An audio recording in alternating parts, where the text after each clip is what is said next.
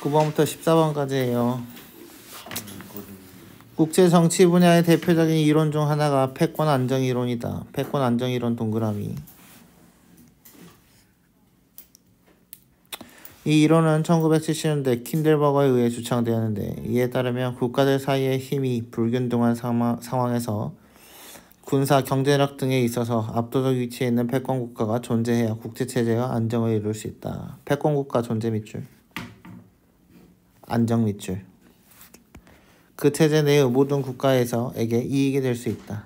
이 이론을 주장하는 입장에서는 19세기 중반과 20세기 중반 자유무역 질서의 안정적 유지를 각각 영국과 미국이라는 압도적인 힘을 가진 국가의 존재에 의한 것으로 본다라고 되어 있습니다. 여기서 그냥 설명이었죠. 패권 안정 이론이 국제정치 분야의 대표적 이론이 될 수 있었던 것은 공공재 이론이라는 토대가 있었기 때문이다. 공공재 이론 동그라미. 그래서 이해가 있어야 위에 게 인정된다.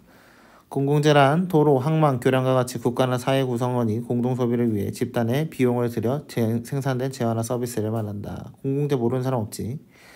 공공재는 비배제성과 비경합성이라는 특징이 있고, 비배제성 밑줄, 특정인의 소비를 배제할 수 없는 특성이고, 소비를 배제할 수 없는 특성 밑줄, 비경합성 밑줄, 특정인의 소비가 다른 이의 소비 가능성을 감소시키지 않는다. 소비 가능성을 감소시키지 않는다의 밑줄. 이러한 특성으로 인해 개인은 자신의 선호를 숨긴 채 기여 없이 혜택만 받으려는 무임승차의 심리를 갖게 된다. 무임승차 밑줄. 이는 공공재의 공급을 위축시키게 된다. 공공재가 과소 공급되면 효율적인 자원 분배가 이루어지지 못하게 되므로 시장의 실패로 이어질 수 있다. 거기 효율적 자원 분배 밑줄. 자, 그래서 공공재는 뭐다? 효율적인 자원 분배와 연관이 있다라고 보시면 되겠습니다. 그래서 공공재가 그 공급이 증가하면 증가할수록 비례관계다라고 생각하시면 되겠어요. 자, 그래서 여기까지가 공공재 이론. 위와 같은 공공재의 공급 문제에 대해서는 정부의 개입과 소비자 간의 협상이 해결책으로 거론되어 왔다. 그런데 집단 행동을 연구한 올슨 동그라미 지배적 수혜자로 이 문제를 해결할 수 있다는 주장을 내놓았다. 지배적 수혜자의 체크. 자, 그럼 원래는 뭐였다? 정부와 소비자 간의 싸움이었다라고 이야기를 하고 있고요. 올슨이 말한 지배적 수혜자란 공공재가 자신에게 가져다줄 많은 편익이 기대될 때, 많은 편익이 기대 밑줄, 자신이 이익을 얻게 되는 한도 내에서 그 공공재의 제공을 위해 헌신할 의사와 능력. 그래서 헌신할 의사와 능력 밑줄 자를 의미한다. 지배적 수혜자는 자신이 속한 집단의 목표 달성을 위해 다른 구성원들의 행동과는 상관없이 기꺼이 비용을 지불하는 이성적 행위자이기 때문에 이성적 행위자의 밑줄. 목표 달성을 위해도 한번 밑줄 치자. 목표 달성, 이성적 행위자. 지배적 수혜자가 등장하면 자연스럽게 공공재가 제공될 수 있다고 올슨은 주장하였다 라고 되어 있습니다. 여기서는 지배적 수혜자의 정의라고 보시면 되겠습니다. 그런데 한 국가 내에서 지배적 수혜자가 공공재의 제공으로 얻게 될 편익이 그리 크지 않기 때문에 올슨의 예상과 달리 한 국가 내에서 지배적 수혜자가 등장할 가능성은 희박하다. 거기 등장할 가능성은 희박 밑줄. 대신 국제사회로 확대해서 보면 국제사회에서는 지배적 수혜자의 등장이 상대적으로 높아진다. 왜냐하면 지배적 수혜자의 역할을 하는 국가가 국제체제의 안정을 위해 지불할 비용은 그 국가의 이익 범위 안에 높일 수 있기 때문이다. 그래서 전 세계 국제사회로 봤을 때 지배적 수혜자는 바로 누가 된다? 국가가 된다라고 이야기를 하고 있습니다. 오케이? 패권 안정 이론은 올슨의 지배적 수혜자 개념을 수용하고 공공재의 특성에 착안하여 국제체제 안정을 일종의 국제적 공공재로 간주하였다. 거기 밑줄. 국제체제 안정 밑줄. 이게 바로 뭐다? 공공재다라고 이야기를 하고 있습니다. 즉 지배적 수혜자가 등장하면 여기서 지배적 수혜자는 국가, 이러한 공공재가 원활하게 공급될 수 있다는 관점에서 패권 국가가 국제체제의 안정을 얻을 수 있는 정치적, 경제적 이득이 크다면 안정된 국제체제를 수립하고 관리하는 비용을 기꺼이 부담할 것이라고 본 것이다 라고 되어 있습니다. 이해됐죠? 여기까지 뭐였어? 국제체제의 지배적 수혜자에 대한 이야기입니다. 그래서 여기서 국제체제에서는 뭐다? 패권국가인 하나의 국가가 지배적 수혜자로서의 역할을 한다라고 보시면 되겠어요. 그러나 세모 패권 안정 이론은 스나이더를 비롯한 많은 학장들에게 비판을 받았다. 비판 밑줄. 그럼 이번 문단에서는 비판하는 내용을 설명하겠다. 패권 안정 이론을 비판하는 입장에서는 패권 국가가 국가적 공공재를 제공하는 것은 국제사회 전체의 이익을 위한 것이 아니라 자국의 이익 밑줄. 그래서 공공재를 해서 다 같이 해피가 아니라 지들을 위한 거예요. 이기적 동기 밑줄. 그래서 우리나라가 최고예요 라고 이야기를 하고 있다라고 보시면 되겠습니다. 물론 다른 국가들도 패권 국가가 제공한 공공재 혜택에 무임승차하여 합리적 결과를 얻을 수 있지만 무임승차 밑줄, 무임승차 가능하대요. 그렇다고 이것이 패권 국가의 이타심에서 비롯되는 것은 아니다. 그래서 핵심은 뭐다? 지네 나라가 잘 살라고 하는 이기심 때문이다 라고 이야기를 하고 있어요. 패권 국가는 자국의 이익을 위해서 공공재를 제공하는 것이므로 자국에서는 지불하는 비용보다 자국에서 얻는 이익이 커지는 수준 밑줄 공공재를 제공하게 된다. 그러므로 패권 국가에 의한 공공재 제공은 국제사회 전체 차원에서는 미달 제공이 될 가능성이 크다. 미달 제공 밑줄.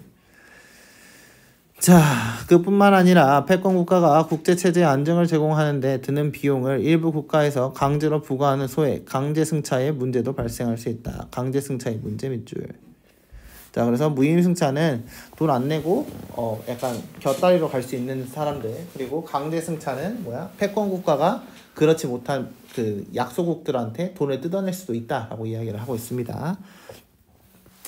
패권 안정 이론을 비판하는 이들은 원칙적으로 지배적 수혜자가 반드시 한 국가일 필요가 없다 밑줄.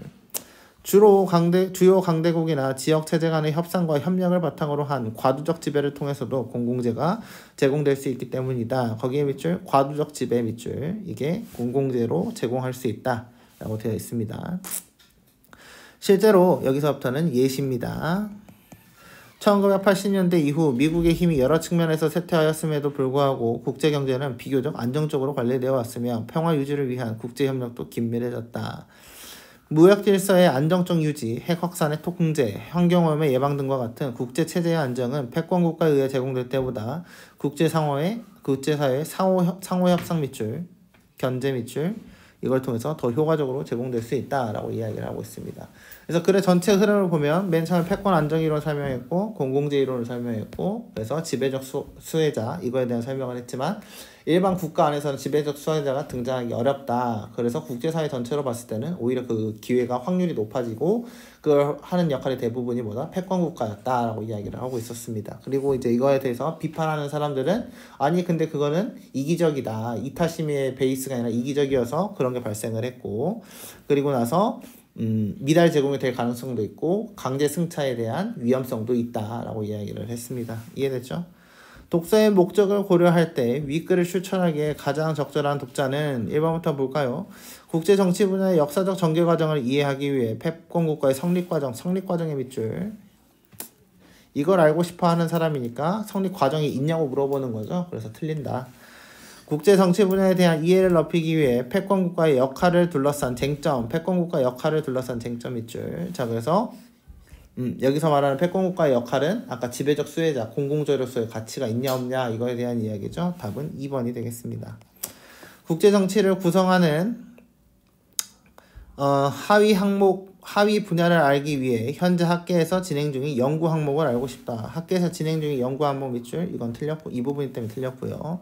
안정적인 국제체제를 유지하기 위한 구성 요소를 파악하기 위해서 구성 요소의 밑줄. 그래서 형성 과정 이게 틀렸다라고 봐야 되겠죠. 구성 요소가 안 나와 있어요. 국제 정치 분야에서 진행 중인 공공 정책을 알기 위해서 공공 정책 밑줄. 이게 틀렸죠. 이런 정책은 없습니다. 10번 볼까요? 윗글에 대한 이해한 내용으로 가장 적절한 것은 패권 안정 이론은 국제사회에 나타나는 힘의 불균등성을 전제로 한다라고 되어 있습니다. 힘의 불균등성, 패권 안정 맞지? 답은 1번이 되겠네요. 패권 국가에 의해 제공되는 공공재는 항상 국제사회에서 필요로 하는 수요량을 충족한다 라고 되어 있습니다. 그래서 아닐 수도 있다 라고 아까 비판을 설명했죠. 그래서 이 부분이 틀렸다 라고 봐야 되는 거고요. 과소 공급 문제는 정부의 개입보다 소비자 간의 협상을 통해 해결하는 것이 쉽다. 이것은 뭐였어? 과거에 대한 이야기였지. 그래서 그 정부하고 소비자 간의 협상이었다. 이거는 옛날 것에 대한 이야기. 1980년대 이후 나타난 패권국가의 쇠퇴는 국제상호의 협상과 견제를 어렵게 만들었다라고 되어 있습니다. 패권국가의 쇠퇴는 오히려 더 상호 연결해서 했기 때문에 더 오히려 좋아졌다라고 설명을 했어요. 그래서 틀렸고요. 스나이더는 비판하는 사람이었죠. 자국의 이익을 취하는 패권국가의 행동이 이타적인 의도, 아니요, 이기심에 대한 이야기였다라고 했기 때문에 5번도 틀렸습니다. 이해됐죠? 지배적 수혜자에 대한 설명. 그래서 원래는 뭐였어? 그냥 본인이 감내할 수 있는 분야에서 돈을 낸다라고 되어 있어요. 공공의 시장 실패를 해결하는 대안이 될 수 있다고 보았다라고 이야기를 하고 있습니다. 그래서 얘는 맞는 말이 되겠죠. 올슨이 생각하는 것과는 달리 한 국가 내에서는 등장할 가능성이 크지 않다. 아까 말했죠. 그래서 한 국가 안에서는 시장이 작기 때문에 등장하기 어렵다. 본질적으로 타인의 행동에 따라 민감하게 반응하는 성향을 지니게 된다라고 되어 있습니다. 이게 틀렸죠. 그래서 3번이 되겠네요.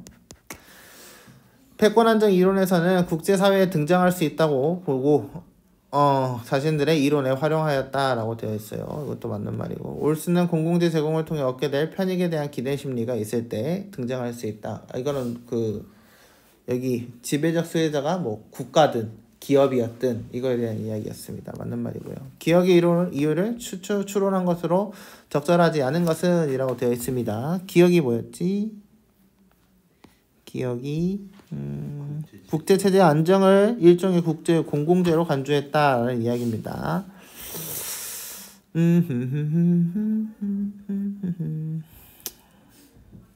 1번부터 볼까요? 국제체제 안정은 국가 간의 경합을 불러일으키지 않기 때문이다 라고 되어 있습니다. 이거는 맞는 말이고, 국제체제의 안정은 다수의 국가가 공동으로 노력해야 도달할 수 있기 때문에 라고 되어 있죠. 근데 이거는 뭐야? 패권국가에 대한 이야기였지? 그래서 다 같이 노력해야 한다. 이거는 패권국가가 없어도 된다라는 비판주의적 입장이어야 되죠. 그래서 2번이 되겠습니다. 이해됐나? 국제체제의 안정으로 누릴 수 있는 혜택에서 특정 국가를 배제하는 것은 불가능하기 때문이다. 맞죠? 특정 국가가 이제 패권국가에 대한 이야기인 거고요. 국제체제의 안정에 대한 선호를 숨기고 비용을 지불하지 않으려는 국가가 있을 수 있기 때문에, 이거 아까 무임승차하려는 이 의도가 있을 수 있다. 국제체제의 안정은 국제사회가 필요로 하는 만큼 충분히 제공되지 못할 가능성이 높다. 아까 미달 국가에 대한 이야기였지. 그래서 이것도 맞는 말이다 라고 보시면 되겠습니다.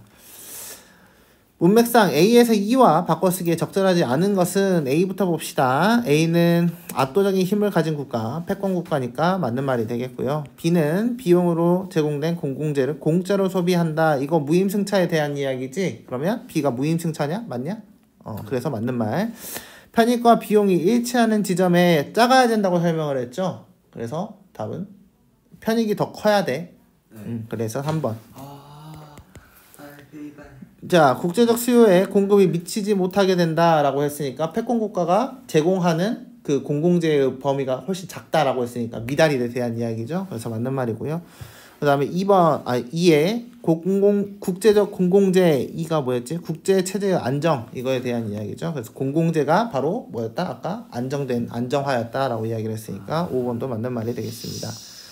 윗글을 바탕으로 할 때 보기에 대한 가, 나의 반응을 추려한 것은 보기에 대한 가와 나입니다. 가가 일단 뭐였어요? 이 이란을 주장하는 거, 패권국가가 존재해야 안정화될 수 있다라는 이야기였고요. 그 다음에 나는 비판하는 입장이었다라고 보시면 되겠습니다. 19세기 가에다가 패권 인정, 패권 O, 나는 패권 X. 그럼 한계점 막 이런 거 생각하시면 되겠어요. 19세기 자유무역 체계를 주도한 영국이 쇠퇴하면서 영국 쇠퇴 밑줄. 영국이 아까 뭐였어요? 패권국가였죠. 패권국가가 쇠퇴했다. 세계는 대공황이라는 경제적 위기를 맞이하게 된다. 경제적 위기 밑줄. 그래서 공공재가 안정이 흐트러졌다라고 보시면 되겠습니다. 이와 같은 경험을 되풀이하지 않기 위해 제2차 세계대전 이후 국제사회는 새로운 자유무역 체제 밑줄. 이때 미국 밑줄 새로운 패권국이죠. 그래서 GATT 체제를 구축하고 GATT 체제 밑줄 새로운 자유무역 체제 유지에 주도적인 역할을 한다. 그러나 세모 1970년대 이후 체제 안정 비용에 대한 부담이 커지자 미국은 동맹국들에게 체제 유지 비용을 분담을 강압적 요구 밑줄, 이게 바로 뭐였어? 강제 승차에 대한 이야기였죠. 그리고 냉전 구도가 급속히 붕괴되면서 국제사회 미국이 차지하는 주도권은 약화되었다. 그래서 다시 패권국가의 몰락에 대한 이야기입니다. 이에 따라 미국이 주도하는 GATT 체제는 결국 유럽연합, 일본, 신흥국 등 미국과 함께 주도하는 WTO 체제로 전환. 그래서 이게 바로 뭐예요? 협상, 이거에 대한 이야기가 되겠고요. 이를 토대로 국제사회는 안정적 자유무제체제를 이루게 되었다라고 되어 있습니다. 가는 대공황과 같은 국제경제의 혼란을 영국과 같은 패권국가의 몰락에서 비롯된 것으로 보았겠고, 패권국가가 있어야 한다라고 주장하는 사람이니까 1번은 맞는 말이 되어야겠습니다. 가는 미국이 GATT 체제를 국권한 패권국가로서 국제사회 공공재를 제공한 것으로 볼 수 있겠고, 이것도 맞는 말이죠. 가는 미국 체제 안정비용에 대해 부담을 느끼게 된 것은 자국 이익 범위와 상관없이 공공재의 공급을 계속 확대해왔기 때문이다 라고 되어 있습니다. 이익 범위와 상관없이의 밑줄, 이 부분이 틀렸다 라고 봐야겠죠. 그래서 3번이 되겠고요.